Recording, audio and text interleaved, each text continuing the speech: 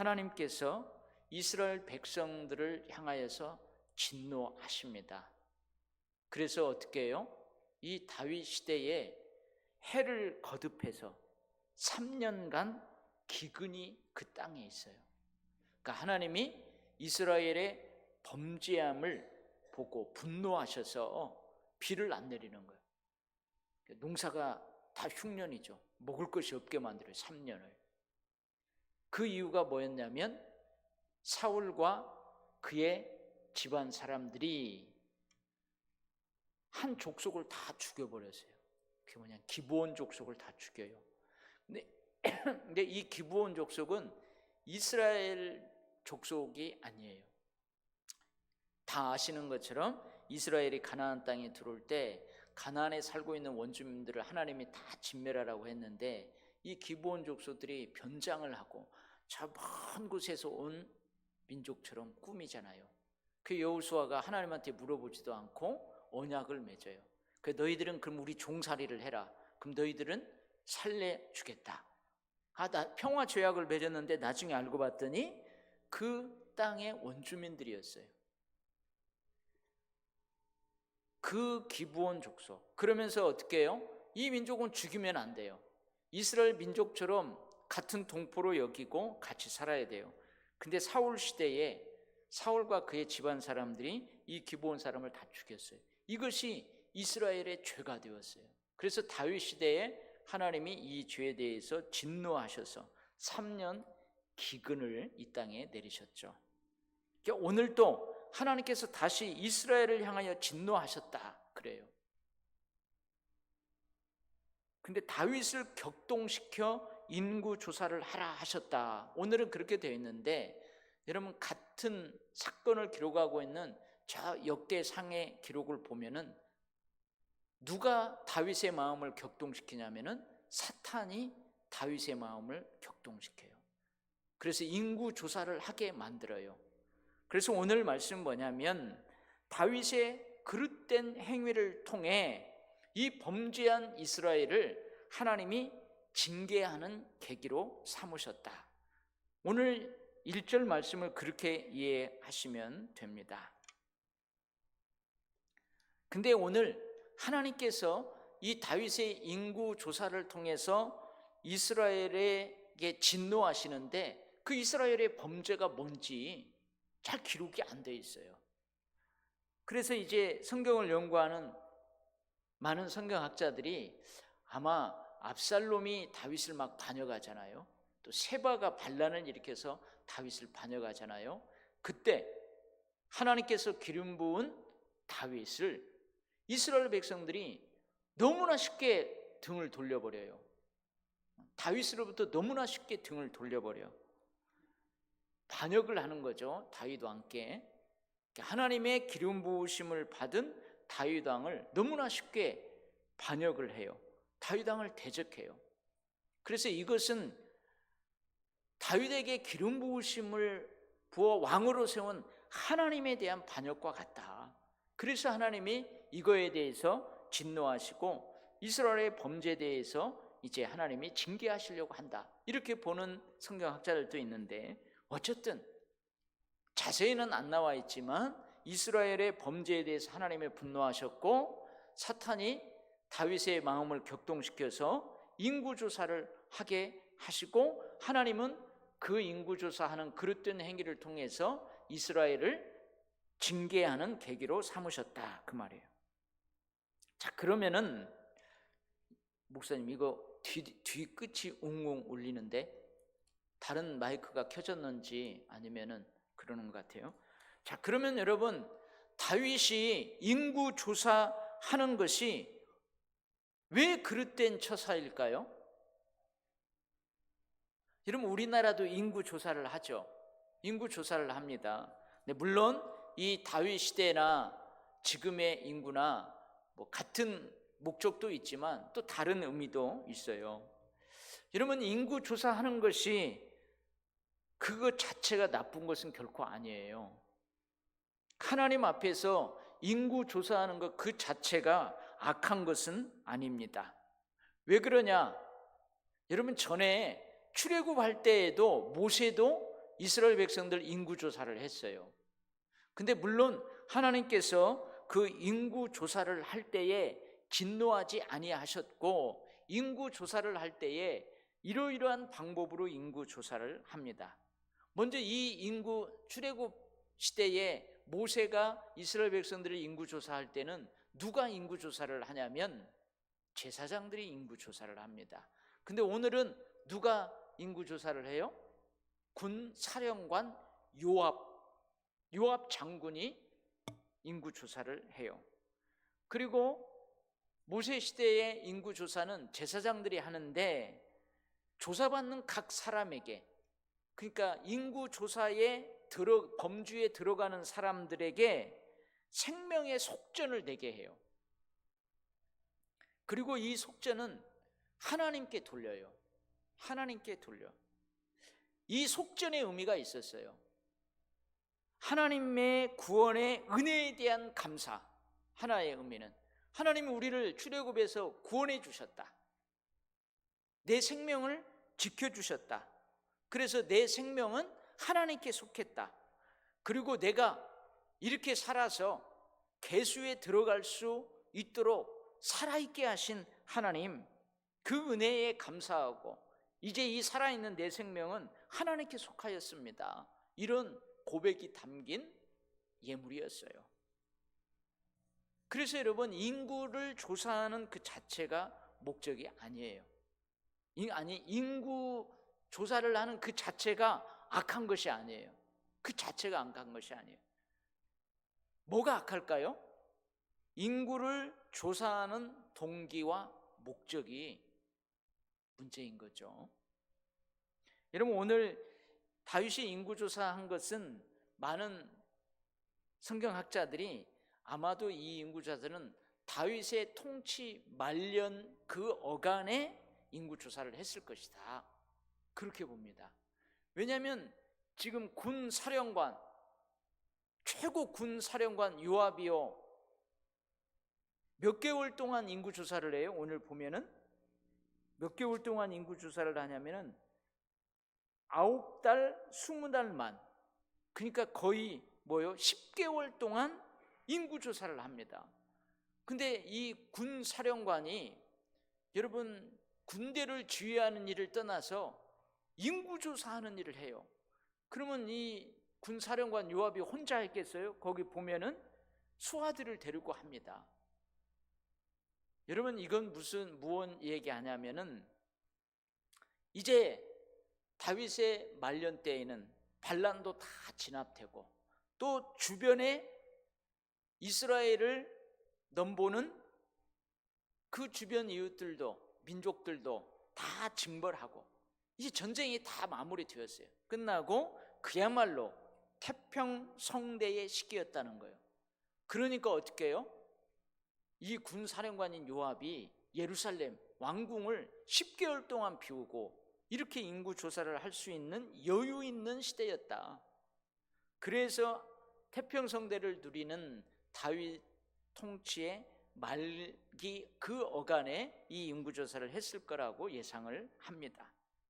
근데 오늘 보면은 이 다윗의 인구조사 명령을 군사령관 요압 장군이 어떻게 만류하죠?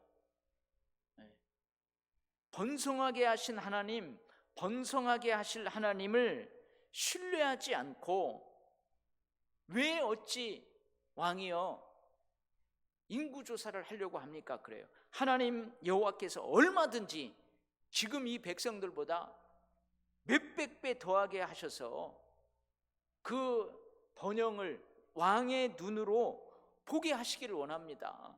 이 말은 뭐예요? 왕이여, 지금까지 여호와 하나님 의지하고 여호와 하나님이 주시는 것에 감사하며 그렇게 살아왔는데 어찌 이 일을 행하십니까? 그 말이에요. 그러니까 뭐예요? 왕이여, 지금까지 우리를 번성케 하신 하나님, 또 앞으로도 번성하게 하실 하나님, 그 하나님을 신뢰하십시오. 왜 이 인구조사를 하셔서 마치 이 영광스러운 번영, 이것을 통해서 왕의 힘, 왕의 통치를 잘해서 이렇게 번영을 이룬 것처럼 그렇게 과시하려고 하십니까? 이 말이에요. 사실은 그 말이에요. 그래서 요압 장군이 말리는 거고, 10절에 보면은 다윗이 인구 조사를 한 다음에 깨닫죠. 이게 미련한 짓이라는 거예요. 자기 힘을 과시하고 이 영광스러운 번영은 내가 이룬 것이다, 내가 잘 통치해서 이룬 것이다, 이것을 뒷받침하려고 인구조사를 한, 이것은 이런 미련 곰탱이나 하는 짓이다. 그리고 이건 하나님 앞에 악한 처사다. 왜? 하나님을 신뢰하지 않고 마치 내가 뭘 한 것처럼 드러내려고 했기 때문에 다윗이 그걸 깨닫는 거예요. 그러니까 요압 장군도 이걸 만류하는 거예요. 요압 장군을 비롯한 신하들도 만류합니다. 그런데 이것을 뿌리치고 인구 조사를 다윗 왕이 강행합니다. 여러분, 전쟁은 하나님께 속한 것입니다. 이건 다윗이 선포한 거예요. 아니, 다윗 이전부터 이스라엘 백성들의 군 사령관, 군 주의관들이 선포하는 거예요. 하나님이 그렇게 말씀하셨어요. 전쟁은 하나님께 속한 것이에요. 지금까지 전쟁에서 다윗을 승리하게 하신 분은 여호와 하나님이세요. 다윗도 그렇게 고백했어요. 군사의 많고 적음에 있지 않습니다. 근데 다윗이요, 마치 자신의 시대의 이 태평성대가 자신의 세력, 자신이 잘 훈련시켜서 잘 조직해서 힘 있는 이 군사력, 그리고 자신의 덕인 양, 자신이 통치력을 잘 발휘해서 이렇게 잘 살다 태평성대를 누린다는 양 자랑하고자 했어요. 태평성대를 이루게 하신 하나님께 감사하고자 함이 아니었어요. 이것을 뭐라고 그래요? 교만이라고 그래요. 여러분, 히스기야 왕 잘 아시죠? 병들었다가 나았어요. 그때 저 바벨론에서 병들었다가 나은 히스기야 왕에게 사신들이 와요. 근데 그때 아주 히스기야 왕이 어떻게 해요? 그 바벨론 사신들에게 보물창고를 다 보여줘요. 뭐대로 보여주겠어요? 무기고를 보여줘요. 뭐대로 보여줘요? 히스기야 왕 역시 자신의 세력, 군사력을 과시했어요.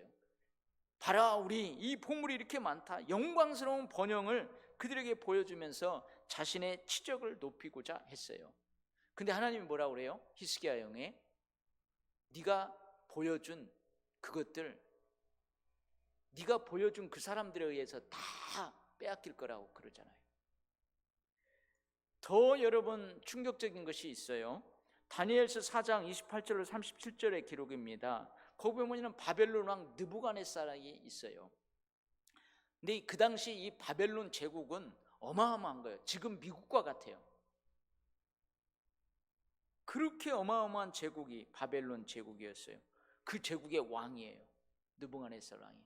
근데 어느 날 왕궁을, 지붕을 딱 거닐다가 그 어마무시한 아주 큰 바벨론 성읍을 탁 내려다보는 거예요. 그러면서 이 사람이 외쳐요. 이 큰 바벨론은 내가 능력과 권세로 건설해서 나의 도성으로 삼았다. 이것으로 내 위엄과 영광을 나타낸 것이 아니냐 그래요. 이게 뭐예요? 다 내 영광이라는 거예요. 내가 잘나서, 내가 통치를 잘해서 그런 거라는 거예요. 다 그렇게 하는데요, 하늘에서 하나님의 음성이 들립니다. 느부갓네살 왕아, 내게 말하노니 나라의 왕위가 내게서 떠났느니라. 네가 사람에게 쫓겨나서 들짐승과 함께 살면서 소처럼 풀을 먹을 것이요, 이와 같이 7대를 지내서 지극히 높은 이가 사람의 나라를 다스리며 자기의 뜻대로 그것을 누구에든지 주시는 줄을 알기까지 이르리라. 그 실제로요, 어떻게 해요? 느부갓네살이 미쳐버려요. 총명이 사라지고요, 정신 이상이 생겨요. 그래서 어떻게 해요? 막 소처럼 풀을 뜯고요, 침을 질질 흘리고 저게 왕인가 할 정도로 그렇게 지내요. 근데 하나님이 그 상태로 어느 때까지? 느부갓네살이 깨달을 때까지. 근데 느부갓네살이 그렇게 7대 하나님 말씀하신 대로 그때 지나면서 이 양반이 깨닫는 거예요. 그러자 다시 총기가 들어와요. 그리고 그 느부갓네살이 고백하는 말이에요. 내가 지극히 높으신 이에게 감사하며 영생하시는 이를 찬양하고 경배하였나니 하나니 그 권세는 영원한 권세요 그 나라는 대대에 이르리로다. 땅의 모든 사람들을 없는 것 같이 여기시며 하늘의 군대에게든지 땅의 사람에게든지 그는 자기 뜻대로 행하시나니 그의 손을 금하든지 혹시 이르기를 네가 무엇을 하느냐고 할 자가 아무도 없도다. 하나님께서 교만하게 행하는 나를 낮추셨도다. 그렇게 고백을 합니다. 여러분, 이게 교만이에요. 이게 다윗의 교만이었어요. 그래서 다윗은 어떻게 해요? 다행히 천만다행인 게 뭐냐면 인구 조사를 마치고 곧바로 자신의 처사가 하나님 앞에 잘못된 것임을 깨닫고 자책합니다. 내가 이 일을 행함으로 큰 죄를 범했습니다. 하나님 앞에 큰 죄를 범했습니다. 하나님께 간구하옵나니 이 종의 죄를 사하여 주옵소서. 내가 심히 미련하게 행하였습니다. 이게 미련한 일이라는 거, 교만한 거, 자기를 막 과시하려고 하는 거, 이거 미련한 거라는 거예요.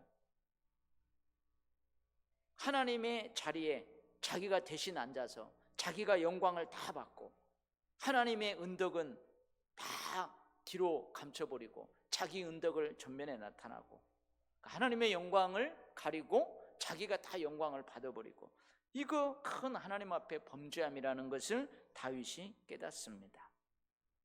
여러분, 저는 여러분도 마찬가지일 거예요. 이 사건을 보면서 아니 믿음이 신실한 다윗이 어찌 이런 잘못을 했을까 이해가 안 되죠. 여러분 참 다윗이 믿음이 신실해요. 하나님 중심적으로 살아요. 어떻게든지 하나님 마음 아프게 하지 않으려고 하고 하나님을 예배하고 하나님을 경외하는 마음으로 사는 신실한 그 믿음의 사람이었음을 우리가 잘 압니다. 근데 왜 다윗이 이러한 실수를 할까? 밧세바도 그렇고 이번에 인구조사도 그렇고 왜 이런 실수를 할까? 여러분, 역대상 21장에 같은 사건이 기록되어 있다고 그랬죠. 그 1장에서는 이렇게 기록하고 있어요. 사탄이 일어나 이스라엘을 대적하고 다윗을 충동하여 이스라엘을 계수하게 하니라. 여러분, 여기에서 깨닫는 것이 있어요. 아무리 믿음이 신실한 사람일지라도 일순간 사탄의 충동에 넘어갈 가능성이 있다는 거예요. 그 사람을 사탄이 격동시키면 일순간 넘어질 수 있다는 거예요. 아멘입니까? 예, 많이 경험하며 삽니다. 우리가 막 맞서 싸우고 성령 충만함으로 그렇게 하려고 해도 일순간 사탄이요 나를 막 밀가부르듯이 까부르고 충동질하고 하면은요, 다윗과 같은 사람도 한순간 우리 이거 속된 말로 눈이 뒤집히는 거죠. 그럴 수 있다는 거예요. 그러나 뭐예요? 또 다윗은 그래도 믿음이 신실하기 때문에 곧 깨닫고 자책을 합니다. 믿음이 신실하기 때문에 그래요. 하나님께 잘못을 고백하고 용서를 구합니다. 이게 오늘 본문의 사건이에요. 여러분, 오늘 설교 제목이 뭐래요? 백성의 수를 세는 이유. 제가 이 본문을 설교하면서요, 설교 준비를 하면서 나한테 하는 설교였어요. 사실은 나한테 하는 설교. 여러분, 제가요 주일날 2부 예배 때 저 문을 열고 딱 들어오잖아요. 딱 들어오면은요, 여기가 꽉 차 있으면은 제가 어떨 걸까요? 꽉 차 있어요. 들어오면. 그러면 여기 딱 엎쳐서 기도할 때 하나님한테 웃으면서 감사하면서 기도합니다. 하나님, 오늘 예배자들이 다 제자리를 지키고 감사합니다. 그 여기서 찬양할 때도요, 얼마나 힘이 나는지 몰라요. 설교할 때도요, 얼마나 힘이 나는지 몰라요. 근데 여기 딱 문 열고 딱 예배 시작 전에 미리 딱 들어오는데 성도들이 듬성듬성 없어. 그러면은요, 제가 여기 엎쳐서 뭐라고 기도할까요? 풀이 죽었어요. 풀이 죽어. 설교에도 힘이 없고. 여러분 솔직하게 이게 저의 심정이에요. 주일 출석 수에 따라서 나의 감정 변화에 영향이 있다는 사실이에요.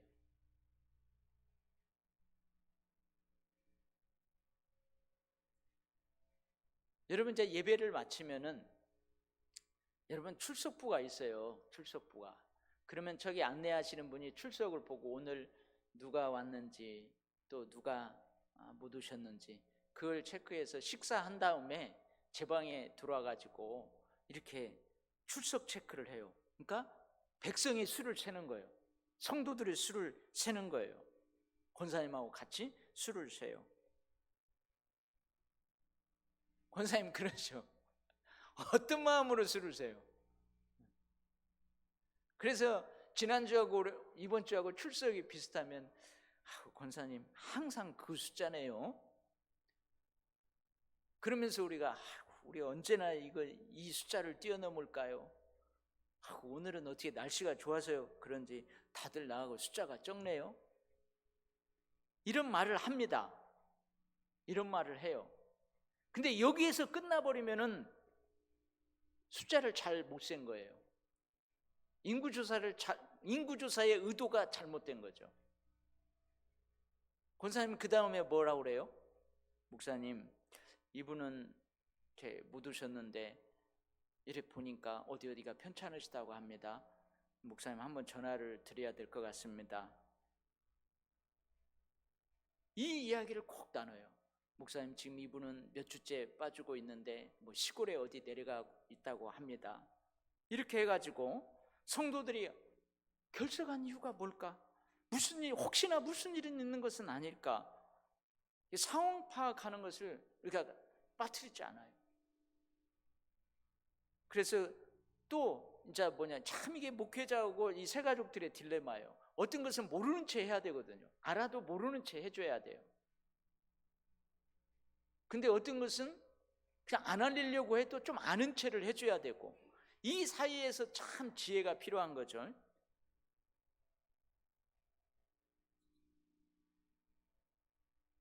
여러분 이것이 있어야 성도들의 수를 잘 헤아리는 거예요. 이 뒷부분이 없으면은 다윗처럼 인구조사를 하는 의도와 목적이 다른 거예요. 그 교회 여러분들도 마찬가지일 거예요. 여러분 목사님들이 그러죠. 목사님들이 어떻게 하다가 이 얘기하다 보면은 아이고 안녕하세요 저는 도일교회 목사입니다. 그럼 저도 교회 다니는데 목사님이셨어요. 그래. 그러면은 물어봐요. 어디 교회 다녀요? 그러면은 도일교회보다 작은 교회, 숫자가 작은 교회, 개척교회 그런 분들은 뭐라고 그래요? 목사님 저기 가면은요 거기 조그마한 교회 있어요. 거기 다녀요. 그래요. 근데 큰 교회 다니는 사람들은 어떻게 해요? 자신 있게 예, 나 도일교회 다닙니다. 우리 목사님 누구세요? 그러죠? 안 그래요? 대부분 그럽니다. 어디 한번 여러분한테 볼게요. 여러분들 이렇게 가다가 누가 어디 교회 다니세요? 그러면 예, 저기 그 신길동 행복복지센터 있는 그 옆에 조그마한 교회 다녀요. 그래요? 안 그러죠? 도일교회 다닙니다. 자신 있게 그럴 거예요. 여러분 그 교회 성도들 역시 성도들의 수, 예배당의 크기에 대해서 아주 딱 자랑스럽게, 그러면 이거 여러분 숫자를 잘못 센 거예요. 숫자를 잘못 센 거예요. 여러분 성도들의 숫자를 세는 목적과 이유, 의도가 무엇인가?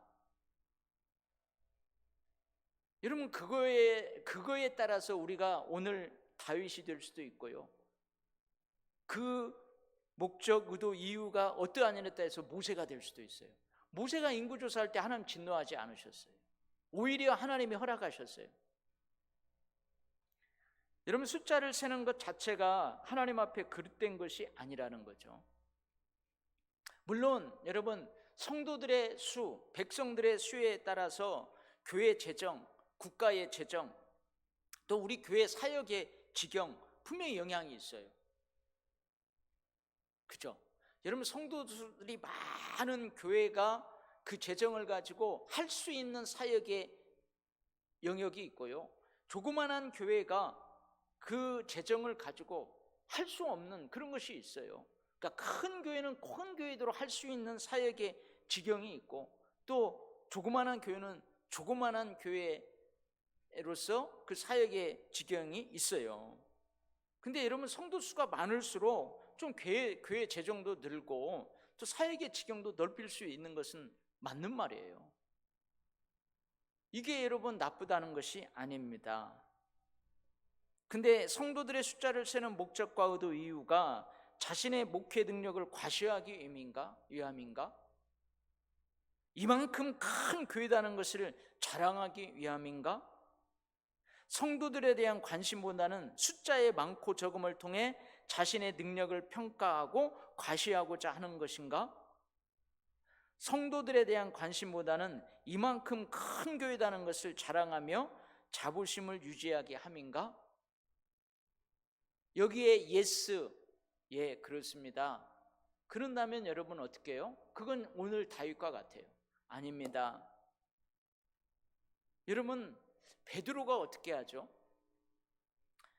베드로가 예수님으로 인해서 빈배에 고기를 가득 잡게 되잖아요. 그러니까 자기가 배타랑 아니에요. 그죠? 갈릴리에서 자기가 배타랑 어부예요. 근데 밤새도록 그물질을 했는데 고기 피레미 한 마리도 못 잡았어요. 과장법을 쓰자면. 그리고 이제는 고기가 안 잡힐 그 시기예요. 근데 주님이 가서 조금 깊은 데로 한번 내가 던지라고 하니까 너 가서 던져보라. 딱 그물을 던졌는데 막 찢어질 정도로 많이 잡은 거예요. 그때 베드로가 어떻게 하죠? 회개합니다. 회개해요. 주님, 나 같은 죄인 떠나소서. 나는 죄인입니다. 떠내요. 여러분, 우리도 마찬가지입니다. 주님, 우리는 이렇게 부족한데, 우리는 그저 마땅히 할 일을 했을 뿐인데 이렇게 가득하게 하시나이까?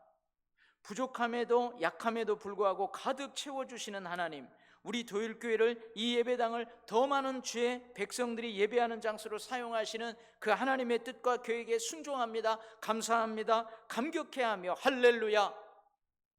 여러분, 이런 목적으로 성도들의 숫자를 잘 세워야 합니다. 아멘. 근데 여러분, 아까 이야기한 대로 이렇게 하면은 모세가 인구조사한 것처럼 하나님이 허락하시고 하나님이 기뻐하시는 거예요. 근데 자기 능력을 과시하려고 하고 자랑하고 자기 자부심을 드높이기 위한 것이다 하면은 오늘 다윗과 같은 인구조사가 되는 거예요. 여러분, 꼭 저희들 교회 숫자를 세는 것만이 아니죠. 나 개인의 성과, 성취, 내 개인의 잘됨을 계수할 때도 마찬가지예요. 참 조심스럽습니다. 사람들에게 베풀 때에 참 조심스러워요. 혹시나 나 자신이 자신을 과시할까 봐 참 이게 조심스러운 거예요. 그죠?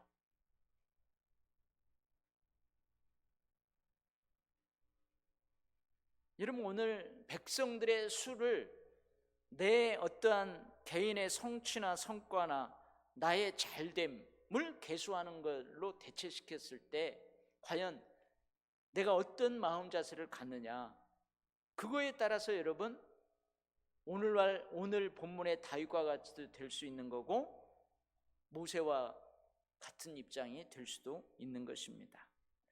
자신의 능력, 자신의 의, 자신의 덕을 자랑하고 과시하고자 하는 생각으로 숫자를 세는 것은 오늘 본문에 의하면 사탄의 유혹이에요. 성도들의 숫자를 잘 세아려야 돼요. 많고 적음에 따라 우쭐 또는 위축되지 말고 성도들에게 더 많은 사랑과 관심을 갖도록 기도하고 행해야 합니다. 할렐루야. 그래서 제 솔직한 심정은요, 처음에는 딱 들어오면은 주일날 듬성듬성 앉아있으면 주님, 오늘 밖으로 나가기도 조금 그렇고 또 참 놀러 가자니 조금 그렇고 집안에 있자니 좀 그렇고 에이 교회라도 가야겠다. 아버지 왜 주일마다 이런 날씨를 주옵소서. 그런 기도도 나오지만 딱 엎쳐서 하나님, 얼마나 오늘 예배를 사모하면서 저기 지금 찬송하고 예배를 준비하고 그 백성들이 사모하면서 나왔겠습니까? 하나님, 이들을 축복하고 이들을 사랑하고 이들에게 영의 양식을 먹이는 이 기쁨으로 오늘 함께 예배하게 하옵소서. 할렐루야. 이렇게 기도한단 말이죠. 그래서 여러분, 제가 오늘 본문 설교를 준비해서 많이 회개했습니다. 많이 회개했어요. 숫자를 잘 세야 되겠구나. 여러분, 백성들의 숫자를 잘 세야 된다는 의미를 틀리지 말고 1, 2, 3, 4, 5, 6 이렇게 똑바로 세라는 의미가 아니죠. 백성들의 수를 세는 의도와 목적과 동기를 잘 가져야 된다, 그 말이에요. 할렐루야. 여러분, 여러분의 삶에서도 여러분들 그 이룬 업적, 여러분들의 잘됨의 숫자를 잘 셀 수 있기를 바랍니다. 아멘. 기도하겠습니다. 하나님 아버지, 우리들에게도 다윗과 같은 약함이 있습니다. 사탄이 우리를 까불러 버리면 어느 순간 우리의 믿음은 흔들리고 미련 곰탱이 같은 짓을 하는 때가 있습니다. 그것이 하나님의 큰 죄라는 것을 그때는 왜 모르고 후에 깨닫는 경우도 있습니다. 아버지, 특별히 교만하게 나 자신을 드러내려고 하는 그럴 때가 있음을 고백합니다. 특별히 목사로서 우리 도일교회를 크다고, 성도들 많다고 자랑하려고 하는, 과시하려고 하는, 내가 이렇게 목회 잘하고 있어, 주님, 그런 교만에 빠지려고 하는 유혹들도 있습니다. 내 평생에 이룬 업적들, 그 숫자를 세아리면서 없는 사람들 무시하고 나보다 적게 가진 자들, 그런 사람들에게 과시하려고 하는 유혹도 우리들에게 있습니다. 오늘 다윗을 바라보고 또 모세를 바라보면서 우리가 이 숫자들을 어떻게 세아리는 것이 하나님이 기뻐하시고 인정하시고 그러는 것인가를 깨닫습니다. 겸손하게 하시고 그 숫자의 헤아림을 통하여서 더욱 하나님께 감사하고 하나님께 순종하고 하나님의 뜻을 헤아리며 하나님 의지하고 신뢰하며 사는 저희들 되게 하여 주옵소서. 예수님 이름으로 기도합니다. 아멘.